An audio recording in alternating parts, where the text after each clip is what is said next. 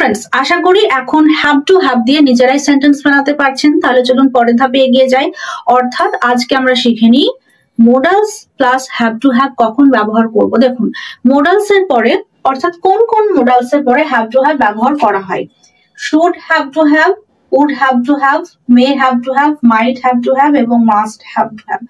can have to have বা could have to have এগুলো আমরা সাধারণ স্ট্যান্ডার্ড ইংলিশে ব্যবহার করি না, because those sound a bit awkward, সেই কারণে। কিন্তু should have to have একটু জটিল, তবুও ব্যবহার করা হয়। তাহলে প্রথমে আমরা should have to have কখন ব্যবহার করা হয় সেটা শিখে নিই। Friends, should have to have, should মানে কি আমরা জানি যে উচিত অর্থে ব্যবহার করা হয়, তাই না? উচিত অর্থে you should be more careful, তোমার আরো সতর্ক হওয়া উচিত। ইউ শুড গো দেয়ার, তোমার সেখানে যাওয়া উচিত। এবং হ্যাভ টু কি বাধ্যবাধকতা, অনেকবার বলেছি, বা বাধ্যতামূলক। এবং এ হ্যাভ মানে কি পজেশন বোঝায়, অধিকার বোঝায়, অধিকার বোঝায়। তাহলে হ্যাভ, এখানে হ্যাভ টু, এখানে হ্যাভ, এই হ্যাভ যখনই লাস্টে আসবে তখন বুঝতে হবে এইসবের ক্ষেত্রে পজেশন বোঝাচ্ছে। অর্থাৎ কিছু থাকতে হবে। কিভাবে থাকতে হবে? বাধ্যতামূলক থাকতে হবে এবং সেটা উচিত।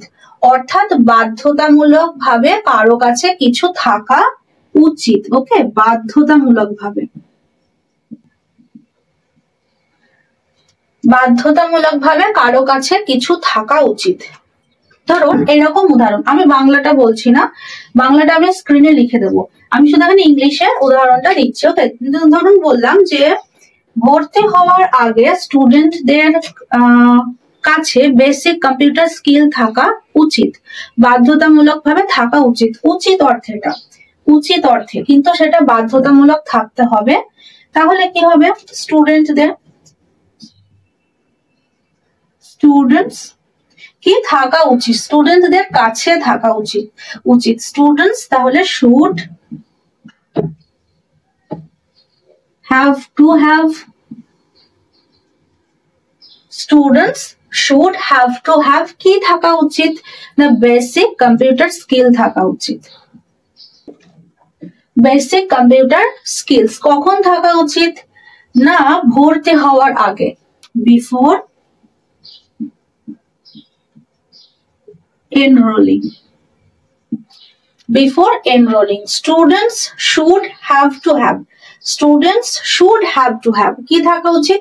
Basic computer skills before এনরোলিং। এটা হলো একটা উদাহরণ। যদি এরকম উদাহরণ যে শুধুমাত্র হেল্প নেওয়ার জন্য তার কাছে প্রুফ বাধ্যতামূলক ভাবে থাকা উচিত, তাহলে এটা কি হবে? হি should have to have কি থাকা উচিত? প্রুফ থাকা উচিত।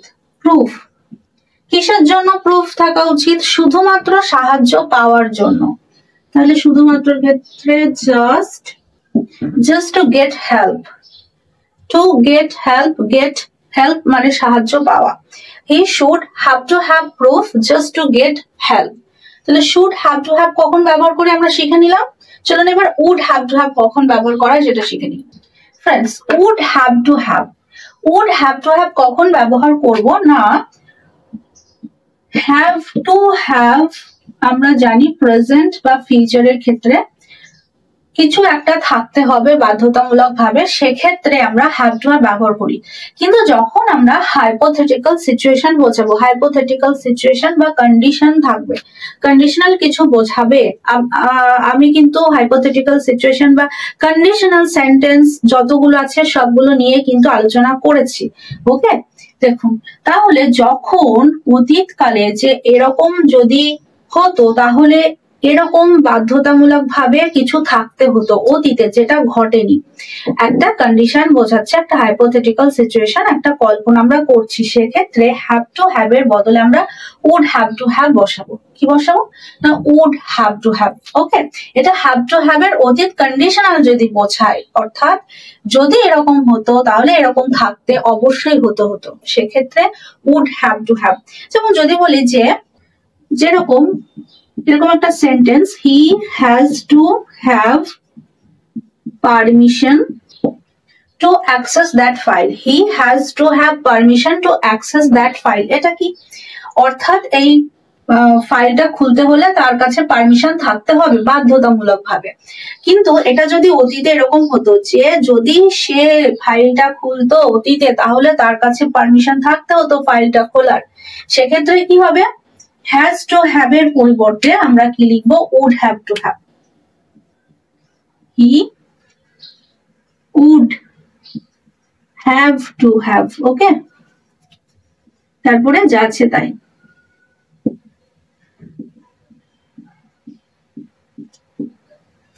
He would have to have permission to access that file. আবার এরকম একটা উদাহরণ, you would have to have experience.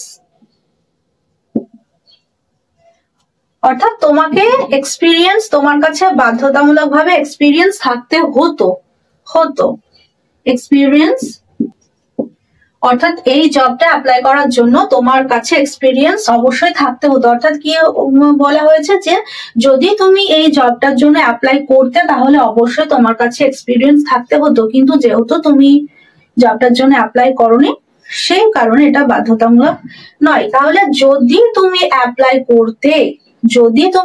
করতে তাহলেই থাকতে হতো এক্সপিরিয়েন্স। সেই কারণে এখানে ইউ হ্যাভ টু হ্যাভ এর পরিবর্তে কি হয়েছে? You would have to have. যদি বলতাম এই জবটা অ্যাপ্লাই করার জন্য তোমার কাছে এক্সপিরিয়েন্স থাকা বাধ্যতামূলক, সেক্ষেত্রে বলতাম you have to have experience to apply for this job. এবার আসি may have to have. May have to have, may have to have কখন লিখবো? মে মানে কি? সম্ভাবনা বোঝায়। হয়তো মে মানে একটা সম্ভাবনা আছে, 50-50 চান্স আছে কিছু হওয়ার। তাহলে মে হ্যাভ টু হ্যাভ সম্ভবত বা হয়তো কিছু বাধ্যতামূলক ভাবে কিছু থাকতে হবে, হয়তো বাধ্যতামূলক ভাবে কিছু থাকতে হবে। যেমন যদি এরকম উদাহরণ দিই যে এই কোর্সটি করতে হলে হয়তো তোমার কাছে এক্সট্রা টাকা থাকতে হবে, হয়তো থাকতে হবে, এমন নয় যে থাকতেই হবে, হয়তো সম্ভাবনা আছে। তাহলে হবে ইউ মে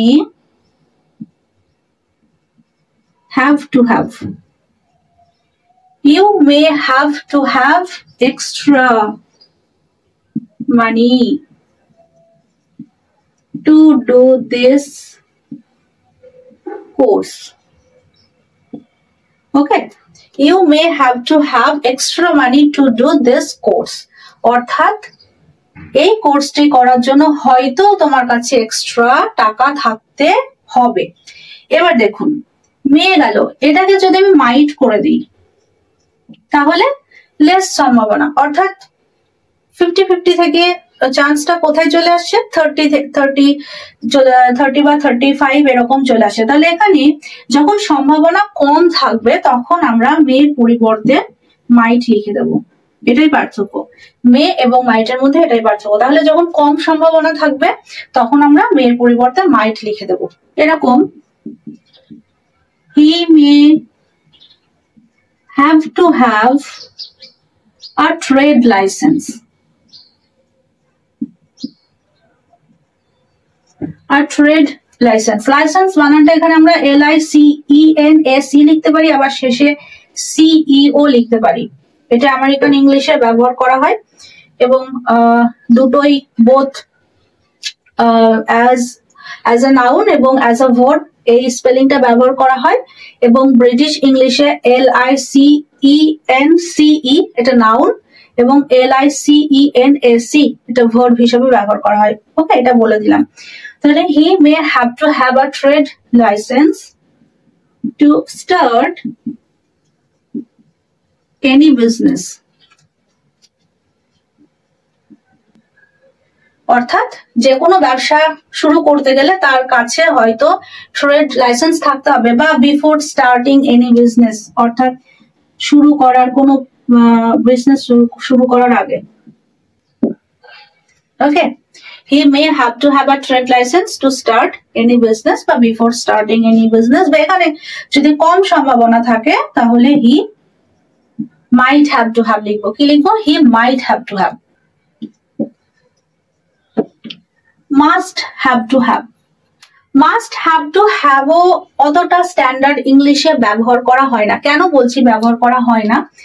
এর পরিবর্তে মাস্ট হ্যাভ টু হ্যাভ এর পরিবর্তে আমরা মাস্ট হ্যাভ ব্যবহার করতে পারি। মাস্ট হ্যাভ বা হ্যাভ টু হ্যাভ, সরাসরি হ্যাভ টু হ্যাভ। ওকে, কেন ব্যবহার করা হয় না? কারণ মাস্ট মানেই হলো বাধ্যতামূলক ভাবে, মানে অবশ্যই কিছু থাকতে হবে। মাস্ট মানে অবশ্যই বোঝাচ্ছে, তাই না?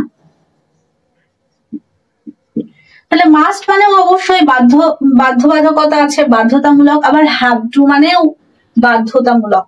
তো যদিও আমি এখানে লিখেছি, তাহলে আর একটা উদাহরণ দিয়ে নিই, যেমন you must have to have,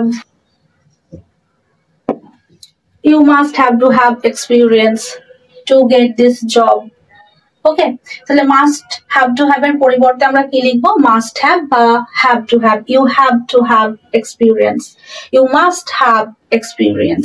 okay, so friends, আজকে আমরা শিখে নিলাম modals plus have to have, এবং আজকের সেশনের মাধ্যমে হ্যাভ টু হ্যাভ এর যে ভাগগুলো ছিল, যতগুলো ছিল সব নিয়ে আলোচনা করলাম। আজকের ক্লাসটা, হ্যাভ টু হ্যাভ এর ক্লাসটা এখানেই ক্লোজ হচ্ছে। আর যদি কোনো ডাউট থাকে অবশ্যই কমেন্ট সেকশনে কমেন্ট করে জানাবেন, চেষ্টা করব সব ডাউট ক্লিয়ার করা। আর যদি সাজেশন থাকে অবশ্যই বলবেন। হ্যাঁ, যারা যারা সাজেস্ট করেছেন, অনেকে বলেছেন, রিকোয়েস্ট করেছেন, আমি একসাথে ভিডিওগুলো দিতে পারছি না, কারণ একাই সব কাজটা করতে হয়। কন্টেন্ট লেখা থেকে শুরু করে শুট করা, এডিট করা বা থাম্বনেল, এভরিথিং। সেই কারণে অনেক দেরি হয়ে যায়, বা কন্টেন্টও লিখতে অনেক দেরি হয়, কারণ অনেক রিকোয়েস্ট আসে। তো চেষ্টা করি বা চেষ্টা করব একে একে ক্লাসগুলো দেওয়ার। ওকে, তো দেখা হচ্ছে পরের সেশনে। ততক্ষণ সবাই ভালো থাকবেন, সুস্থ থাকবেন। Thank you.